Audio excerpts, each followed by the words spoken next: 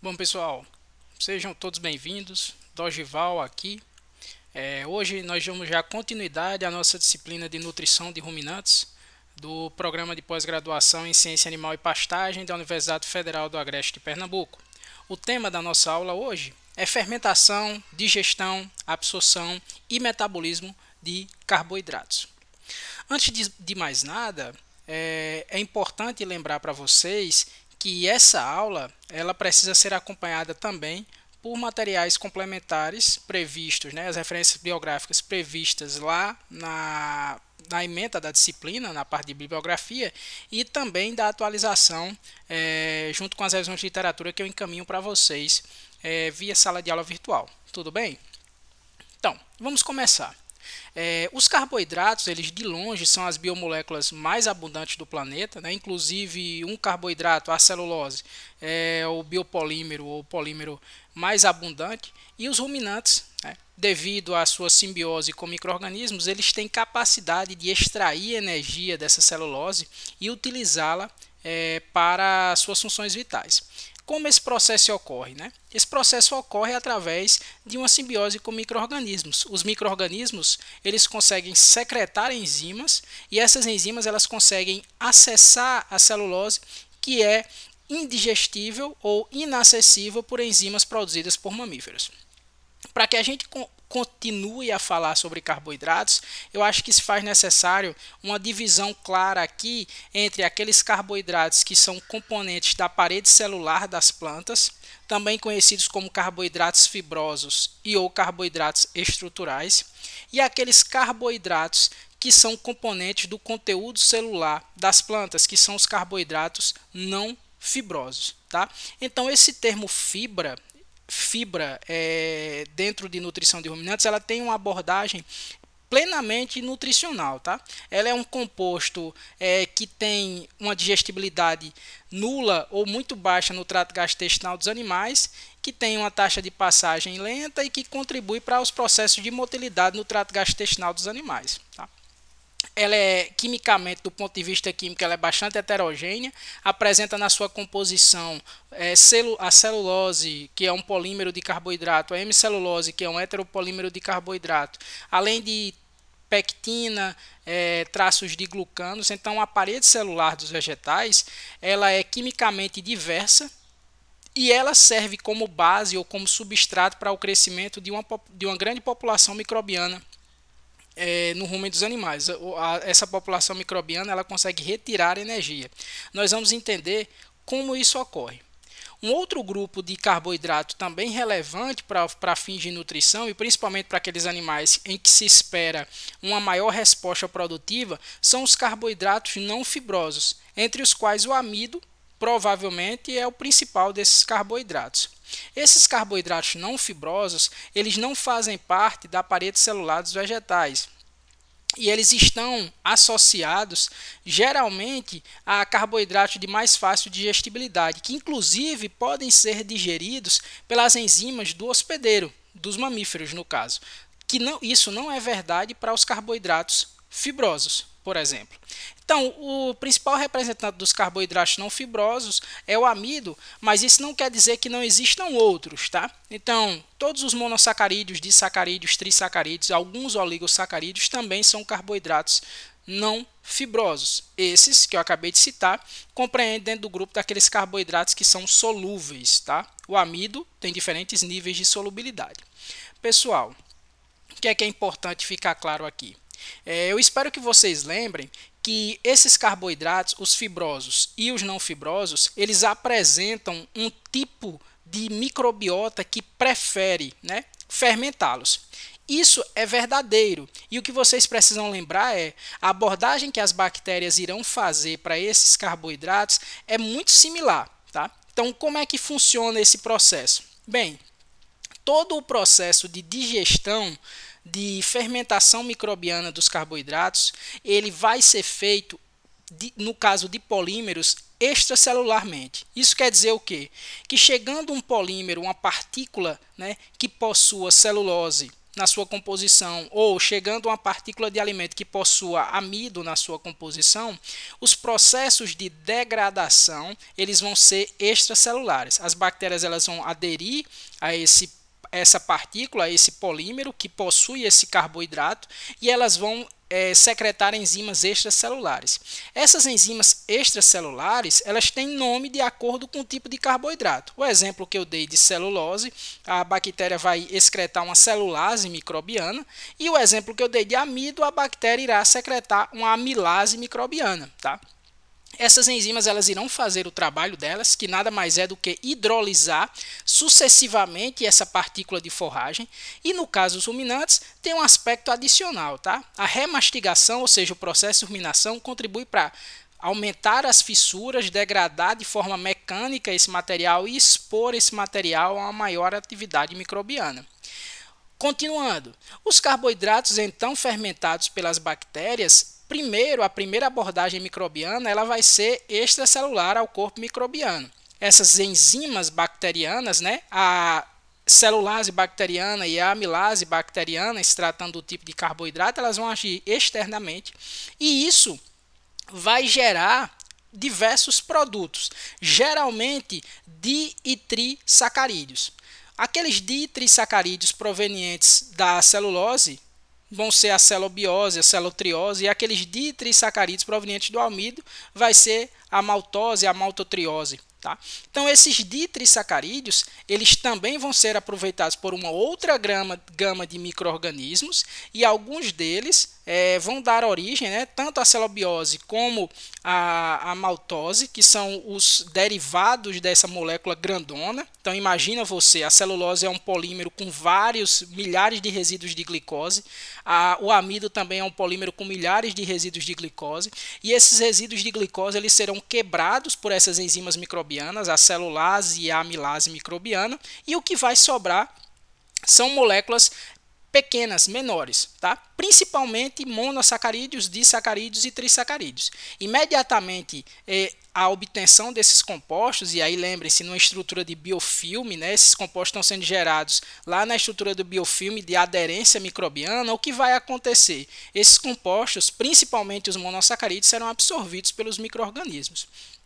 Uma vez absorvidos, e aqui o exemplo da glicose, porque serve tanto para a celulose como para o amido, que são os principais carboidratos que chegam no rumen, essa glicose ela então vai ser trabalhada, fermentada. Qual o objetivo do micro-organismo ao fermentar essas glicose? Pessoal, o objetivo do micro-organismo não é prover nutrientes para o animal ruminante, tá bem? O objetivo do micro-organismo é retirar energia dessa molécula que acabou de chegar. Então, esse micro-organismo ele vai trabalhar essa molécula de glicose que acabou de ser absorvida, só que ele irá trabalhar essa molécula diferente de acordo com a fonte e as condições de rumen, tá? Isso é importante a gente lembrar, porque a dinâmica, a velocidade na qual, por exemplo, glicose é produzida é diferente em populações microbianas que fermentam celulose para a obtenção de glicose ou amido para a obtenção de glicose. E essa diferença, essa quebra, essa fermentação, essa velocidade, ela faz total diferença nas rotas metabólicas que as próprias bactérias vão ter que lançar a mão para poder processar essa glicose que está entrando numa determinada velocidade. Tudo bem? Então prestem atenção aqui. Uma vez que o material acabou de entrar na célula, né, a glicose acabou de entrar na célula, o que vai acontecer é que essa glicose ela irá ser fermentada. A principal rota metabólica de fermentação dessa glicose é a glicólise, tá? A quebra, via de Embden-Meyhoff-Parnas.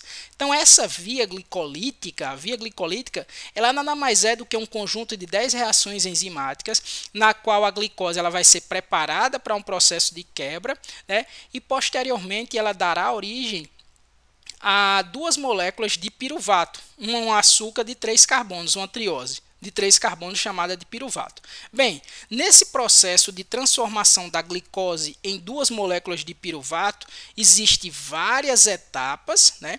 E o que mais deve ficar claro para vocês é, esse processo ele desorganiza a molécula e ele captura a energia química dessa desorganização molecular na forma de ATP.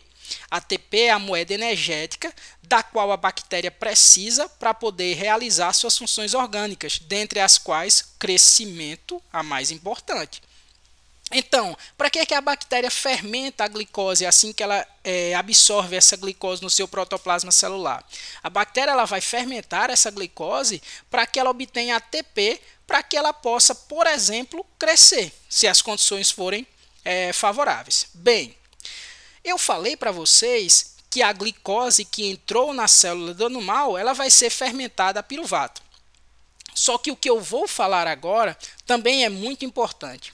Esse piruvato não é o produto final de todo o metabolismo microbiano. Ele é apenas o produto final da glicólise. As bactérias poderão processar esse piruvato e poderão gerar, a partir deste piruvato, tá bom? A partir desse produto final da glicólise, elas poderão gerar os famosos ácidos de cadeia curta, ácidos orgânicos de cadeia curta ou ácidos graxos voláteis. Os principais ácidos graxos voláteis que vocês conhecem com certeza são acetato, propionato e o butirato. E as rotas metabólicas que as bactérias utilizam para obter cada um desses substratos a partir do piruvato são diferentes. E é exatamente aqui onde eu quero chegar. Essas rotas, utilizadas por essas bactérias para desdobrar o piruvato em ácidos graxos voláteis, elas irão depender majoritariamente das condições do ambiente ruminal e do tipo de fornecedor de glicose, tá bom? Do tipo de fornecedor de substrato que está entrando na bactéria. Deixa eu situar vocês com um exemplo aqui. Então, se a glicose está vindo da celulose, essa glicose, a taxa de entrada dessa glicose dentro da bactéria vai ser menor. Por quê? Porque os processos hidrolíticos ligados à quebra da celulose dão uma quantidade de glicose menor, mais lentamente, do que, por exemplo, os processos hidrolíticos vinculados à quebra do amido no ambiente ruminal. Então, o amido vai ser quebrado numa velocidade mais rápida pela condição da molécula e pelos tipos de bactérias que quebram esse amido, gerando então um fluxo de glicose maior, fazendo com que as bactérias tenham que absorver mais glicose e lidar com essa entrada acelerada. Tudo bem, pessoal? Então, o que vai acontecer lá dentro da célula é esse processo de glicólise que vocês estão vendo aí. Num primeiro momento, a bactéria, a glicose, ela vai ser fosforilada, né? Fosforilada, ou seja, vai receber um fosfato. Depois disso, ela vai ser isomerizada em frutose. Depois de isomerizada, ela vai receber um outro fosfato. E depois ela vai ser clivada. Cada uma dessas moléculas, né, dessa quebra, o gliceraldeído 3-fosfato e dehidroxicetona-fosfato, é o gliceraldeído que segue a rota.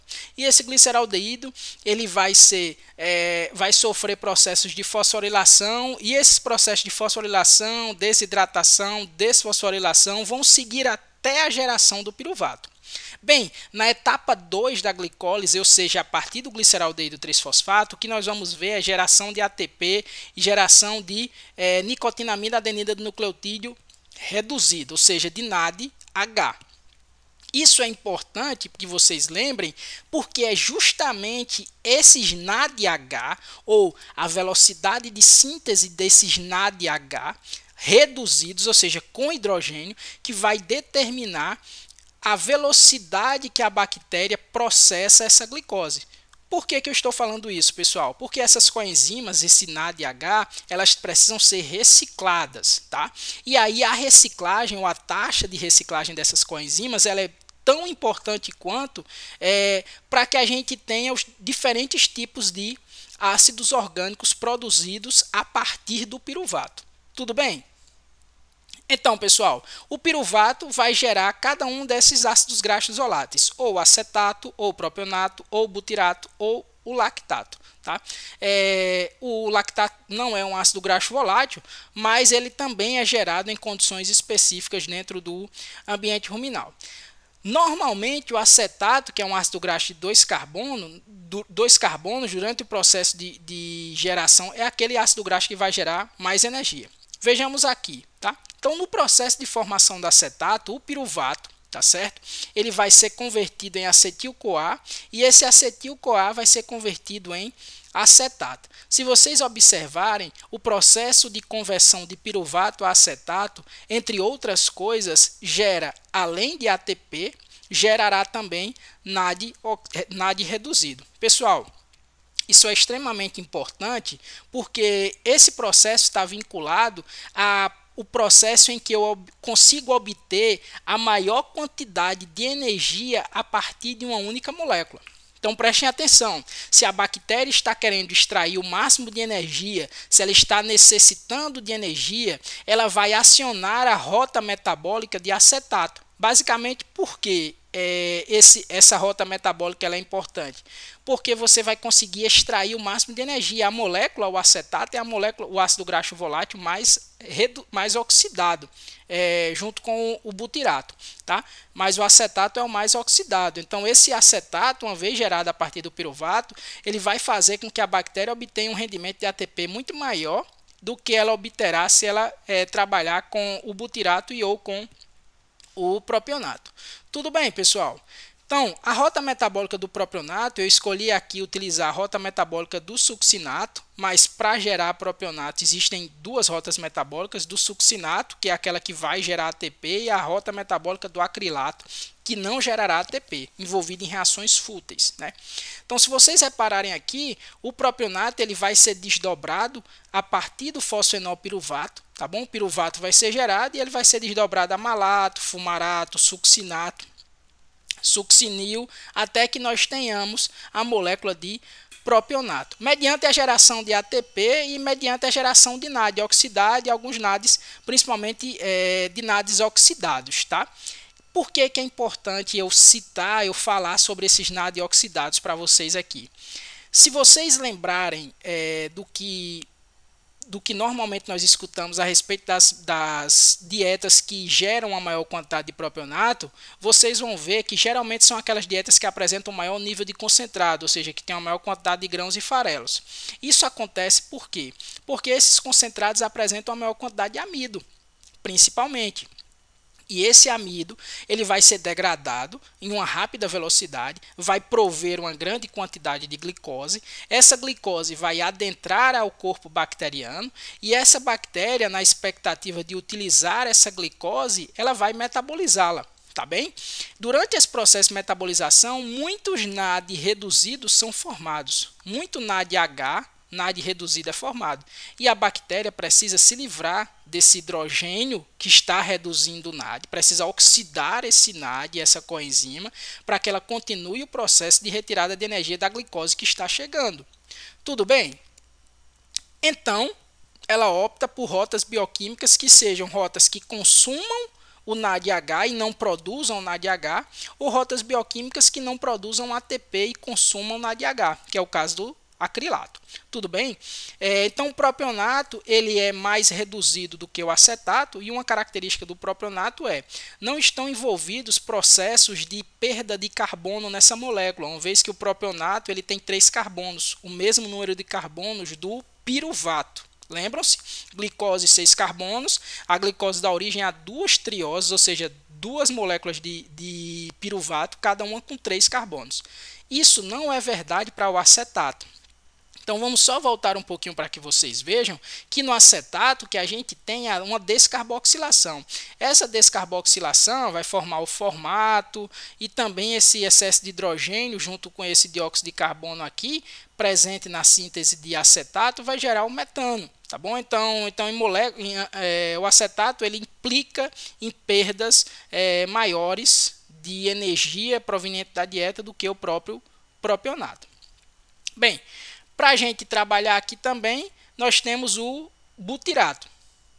Esse butirato, especificamente, nós temos aqui a geração do butirato a partir da condensação de 2 unidades acetis, tá? Formando o acetoacetil e depois o butirato, com 4 carbonos.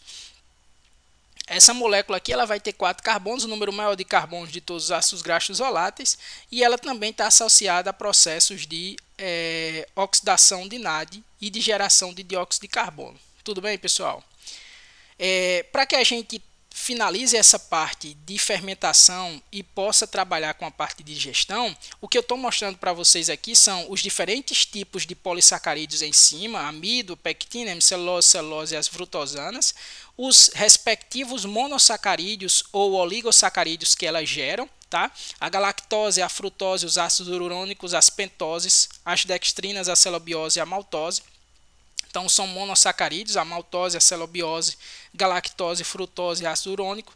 O que vai acontecer? Todas essas moléculas dentro do micro-organismo elas vão ser isomerizadas, a maior parte delas a glicose, né? Então essa glicose efetivamente ela vai ser utilizada lá na síntese de piruvato a partir da glicólise e para a geração de AGV. O que é importante vocês terem em mente aqui? Dependendo do tipo de polissacarídeo, tipo de polímero que esteja sendo fermentado, os processos de desdobramento da glicose a piruvato, que implicam na geração, além de ATP, de NAD reduzido, vão ter que ser trabalhados para que nós tenhamos sempre NAD oxidado para dar circuito ao processo. Tudo bem? Então, esse processo de geração de AGVs, toda vida que a bactéria vai se dividir, que ela gera o AGV, joga o AGV no meio, o que vai acontecer, pessoal, é que esse AGV ele vai precisar ser absorvido pelas bactérias. Eu já expliquei para vocês que esse processo de absorção dos ácidos graxos voláteis vai ser mediante a um processo de troca não iônica, né? Então, o que vai acontecer é os ácidos graxos eles estão no pH, nas condições de pH ruminal, eles vão estar na maior parte das vezes dissociados, ou seja, ionizados, mas a membrana do rumen ela só vai absorver o ácido graxo na forma não ionizada. Então, por processo de troca com bicarbonato e também pelo próprio processo de manutenção do gradiente do equilíbrio químico, né, do ácido graxo dissociado e do ácido graxo associado, é que nós vamos ter os processos de absorção dos ácidos graxos voláteis, um processo não iônico já explicado para vocês. Bem, e para finalizar esse primeiro momento da nossa aula, o que eu quero chamar a atenção de vocês aqui é esse processo do uso dos ácidos graxos voláteis. Pessoal, o que é importante de lembrar em relação ao uso dos ácidos graxos voláteis aqui? Esses ácidos graxos voláteis, eles vão ser, depois de absorvidos, eles vão ser utilizados tanto pelo próprio epitélio do trato gastrointestinal, ou seja, pelas vísceras, né?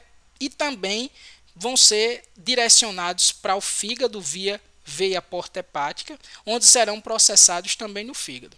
Então, a primeira coisa que nós devemos saber é como é que o epitélio do trato gastrointestinal vai lidar com esses ácidos graxos voláteis, quais são os ácidos graxos voláteis que seletivamente vão ser mais utilizados pelo epitélio do trato gastrointestinal e quais são os ácidos graxos voláteis que de fato vão seguir para o fígado e do fígado para a circulação geral.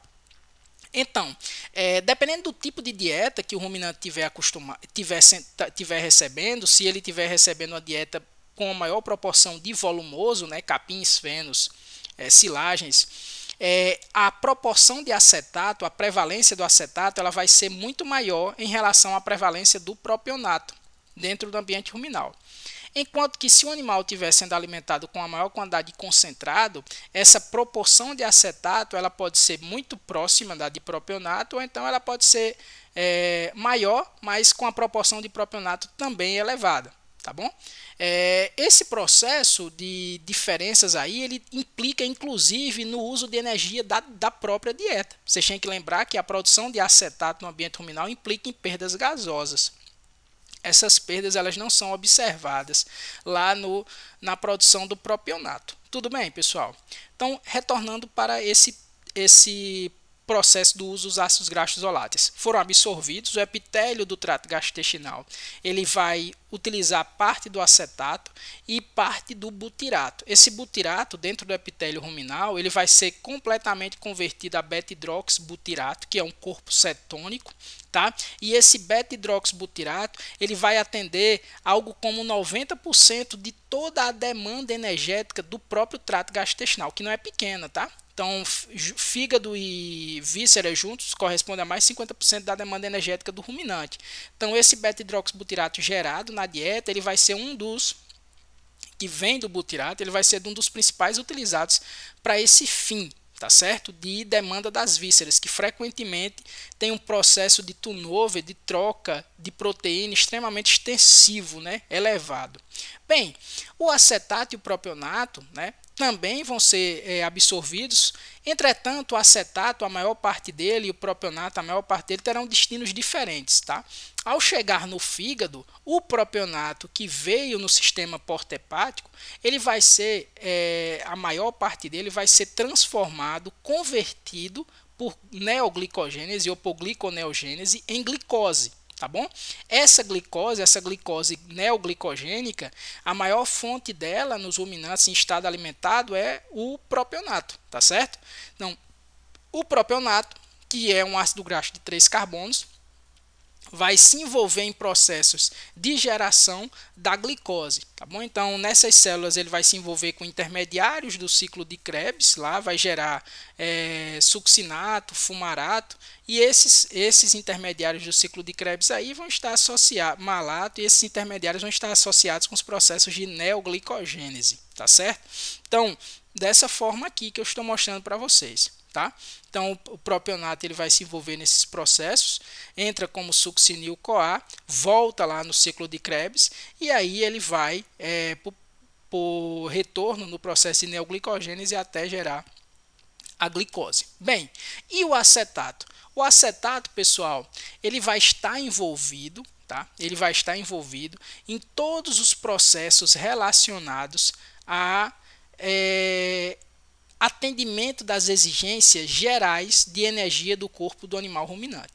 Então, esse acetato, tá bom? Esse acetato, ele vai estar envolvido nos processos relacionados ao atendimento. O acetato, se o tecido periférico, músculo, pele do ruminante, né, demandar energia, bem, o acetato está lá para ser convertido em acetil, entrar no ciclo de Krebs via acetil coenzimar e gerar ATP para atender a necessidade energética desse animal ruminante.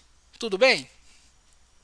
Então, pessoal, na próxima aula nós iremos falar um pouco mais sobre os processos de digestão, absorção e metabolismo, e nós vamos retornar para falar um pouco do uso dos ácidos graxos isolados por animais ruminantes.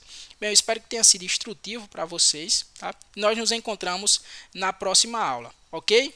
Obrigado.